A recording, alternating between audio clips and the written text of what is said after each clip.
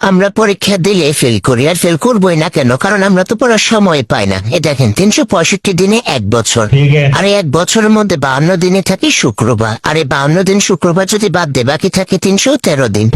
এর মধ্যে শীতকাল, গ্রীষ্মকাল, বর্ষাকাল এই বাবদ বন্ধ থাকে 50 দিন, আর এই 50 দিন যদি বাদ দে বাকি থাকে 263 দিন।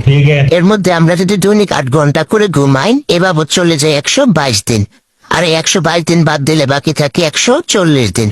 এর মধ্যে আমরা দৈনিক 1 ঘন্টা করে খেলাধুলার পিছনে ব্যয় করলে এই বাবদ চলে যায় 15 দিন, আর 15 দিন বাদ দিলে বাকি থাকে 126 দিন। এর মধ্যে আমরা 2 ঘন্টা খাওয়া গোসলের পিছনে যদি প্রতিদিন ব্যয় করি এই বাবদ চলে যায় 30 দিন, আর 30 দিন বাদ দিলে বাকি থাকে 96 দিন। এর মধ্যে আমরা 1 ঘন্টা যদি কথা বলার পিছে ব্যয় করি এ বাবদ চলে যায় 15 দিন, আর 15 দিন বাদ দিলে বাকি থাকে 89 দিন। এর মধ্যে আমরা পরীক্ষা দেই বছরে 35 দিন, আর 35 দিন যদি বাদ দেয় বাকি থাকে 46 দিন। এর মধ্যে ঈদ, উৎসব, বিভিন্ন কনসার্ট এ বাবদ চলে যায় 40 দিন, আর যদি 40 দিন বাদ দেয় বাকি থাকে 6 দিন। এর মধ্যে আমরা বছরে অসুস্থ থাকি কমপক্ষে 3 দিন, আর 3 দিন যদি বাদ দেয় বাকি থাকে আর 3 দিন।